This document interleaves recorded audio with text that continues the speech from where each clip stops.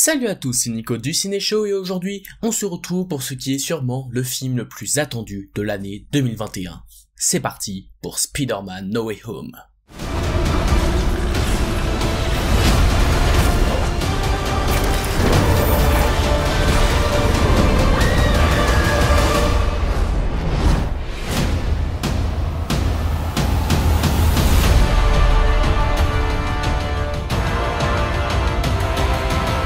Spider-Man No Way Home est le 27e film du Marvel Cinematic Universe et le 3e film de la trilogie de Tom Holland réalisé par Jon Watts. Spider-Man alias Peter Parker est démasqué et ne peut désormais plus séparer sa vie normale de ses lourdes responsabilités de super-héros. Quand il demande de l'aide à Doctor Strange, les enjeux deviennent encore peu dangereux lorsque les portes du multivers s'ouvrent, le forçant à découvrir ce qu'être Spider-Man signifie véritablement. Alors Spider-Man No Way Home, comme beaucoup de personnes je pense, il est un film que j'attendais énormément. Je suis un grand fan des films Spider-Man, que ce soit les films de Tobey Maguire, d'Andrew Garfield, et un petit peu de ceux de Tom Holland, mais j'avoue que c'est ceux que j'aime le moins.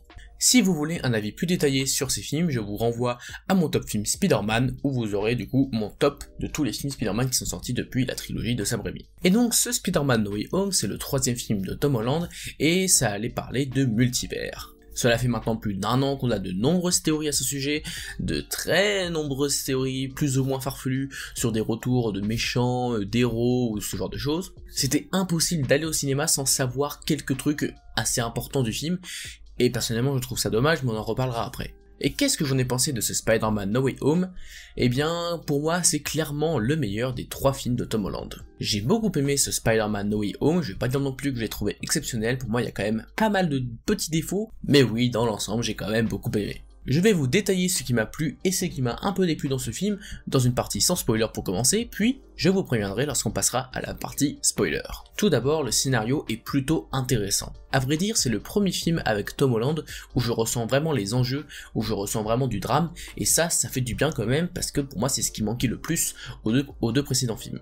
C'est clairement le film le plus sombre de cette trilogie, le plus sérieux, même si vous inquiétez pas, il y a quand même quelques touches d'humour. Et le film en a même un peu trop à mon goût de l'humour, parce que il y a quand même des vannes qui marchent très bien, donc il n'y a pas de souci là-dessus, mais disons que parfois elles sont utilisées à des moments qui sont pour moi pas forcément opportuns. Disons que je n'aime pas trop la manière qu'ils ont d'utiliser l'humour, même dans les anciens films du MCU, à savoir essayer de ridiculiser entre guillemets les personnages, alors pas non plus au point de les faire passer pour des bouffons, mais disons que j'aime pas cette approche où on se moque un peu des personnages. Je suis plus dans l'approche de DC par exemple, qui essaie de temps en temps de faire un petit peu d'humour, mais qui reste dans l'ensemble très sérieux avec leurs personnages. Mais en soi c'est du chipotage, c'est une question de goût, je pense que pour vous ça devrait passer. Pour ce qui est de la mise en scène de Jon Watts, ça s'améliore un petit peu par rapport à Far From Home, qui lui-même s'était déjà amélioré par rapport à Homecoming, mais disons que pour moi ça reste quand même assez banal. Il y a quand même quelques idées de mise en scène qui sont pas trop mal et quelques plans qui sont plutôt jolis, mais dans l'ensemble ça reste quand même assez basique et on regrette un peu la mise en scène de Mark Webb ou Sam Raimi par exemple.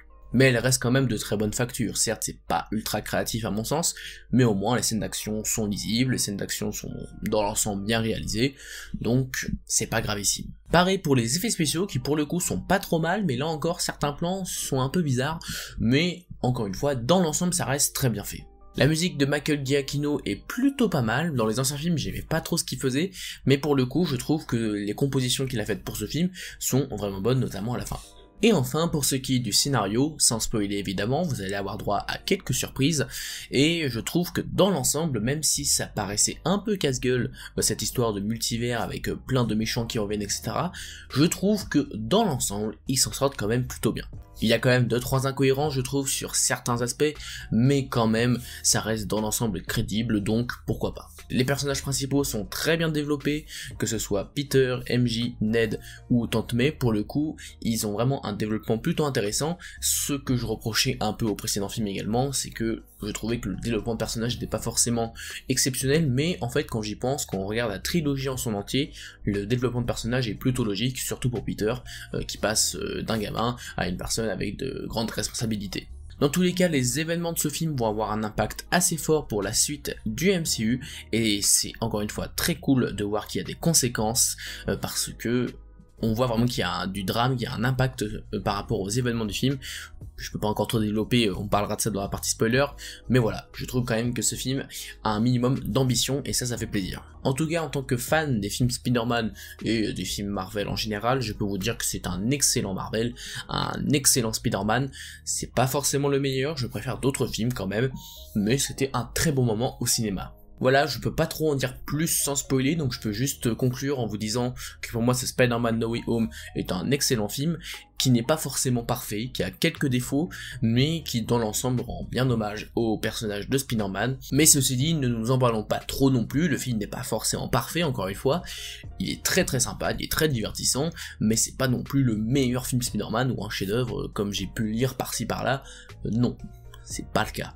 D'ailleurs, par rapport au scénario, j'aimerais connaître votre avis sur tous les leaks et toutes les théories qu'on a eues pendant un an.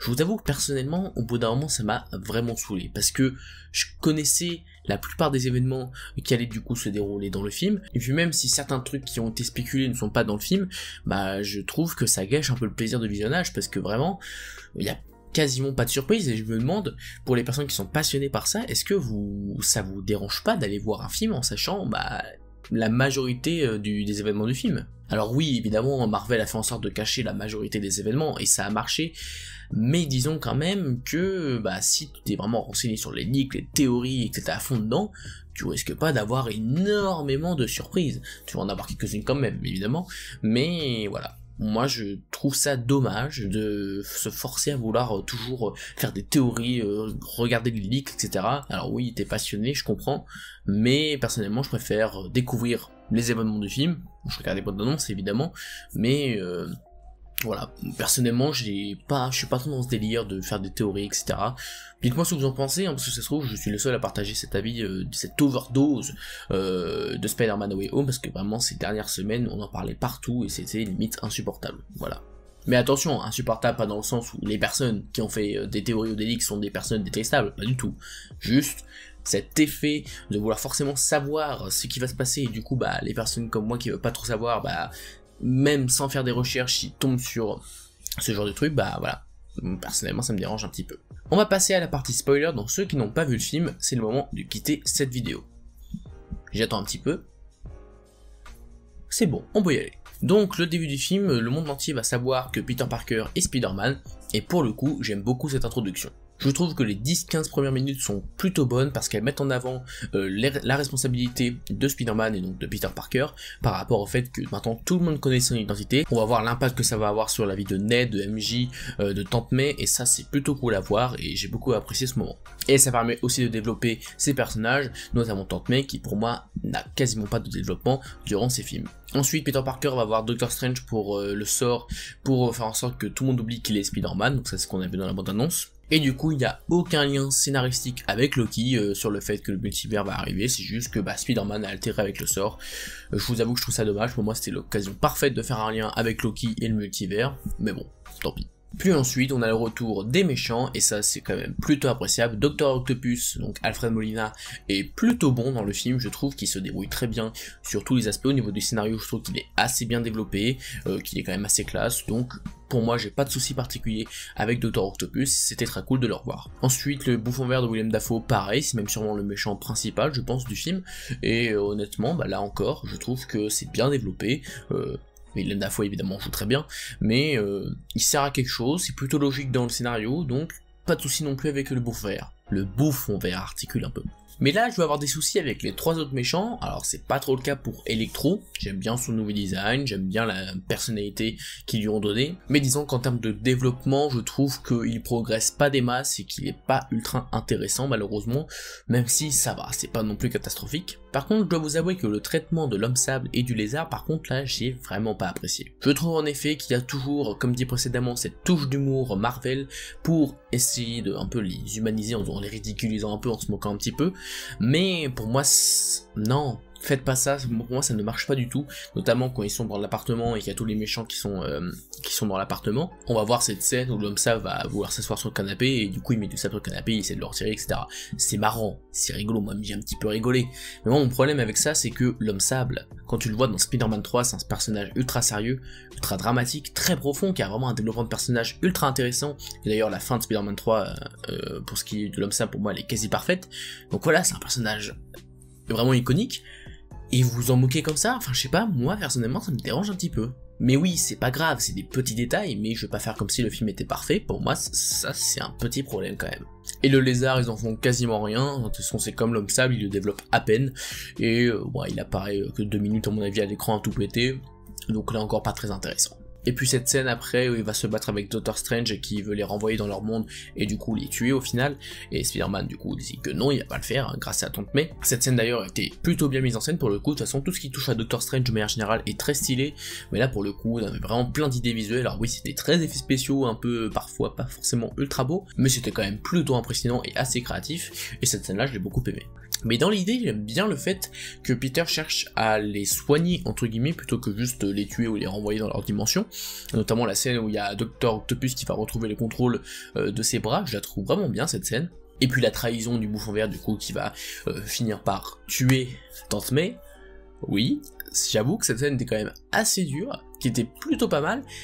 Mais elle n'a pas eu non plus un effet incroyable sur moi, puisque tout simplement, Tante May, on la développe à peine durant les 3 films. Et c'est quand même compliqué d'avoir de la compassion pour un personnage que t'as vu de temps en temps, et que tu connais pas forcément totalement. Ça m'a pas fait le même effet, par exemple, que la mort de Gwen, par exemple dans The Amazing Spider-Man 2, là c'est un personnage très développé, tu t'y attaches.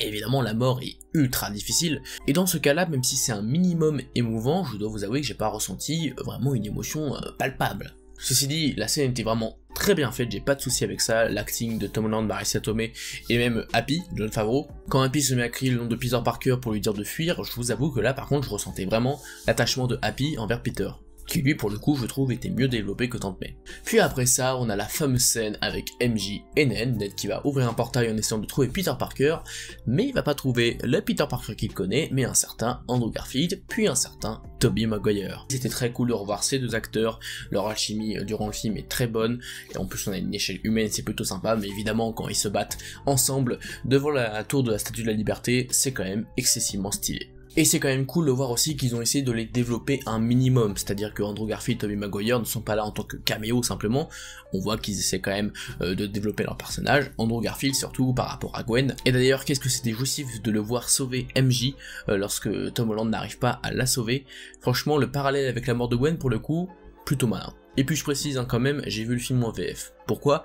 Parce que j'ai grandi avec la VF et que je voulais absolument reconnaître les voix d'Andrew Garfield et de Tobey Maguire. Enfin, dans le cas d'Andrew Garfield, c'est Donald Renew, excellent doubleur français. Mais donc oui, on arrive à ce combat final que je trouve pas forcément ultra épique, même si oui, il y a les Spider-Man, donc forcément c'est un minimum épique, mais je trouve pas que par rapport à la mise en scène ou par rapport à l'échelle du combat, je trouve pas ça forcément ultra spectaculaire. Ils arrivent donc à se mener tous les méchants, puis Tom Holland manque de tuer le bouffon vert qui a tué du coup sa tante, mais Tobey Maguire l'empêche de le faire, et au final du coup ils réussissent à le soigner. Et du coup Strange, pour éviter que toutes les personnes qui connaissent Peter Parker rejoignent cet univers et du coup foutent un bordel incroyable, Peter décide tout simplement de faire oublier à tout le monde, comme ce qu'il était censé faire au départ. Cela amène donc évidemment à une scène de séparation assez dure, assez difficile avec MJ et Ned.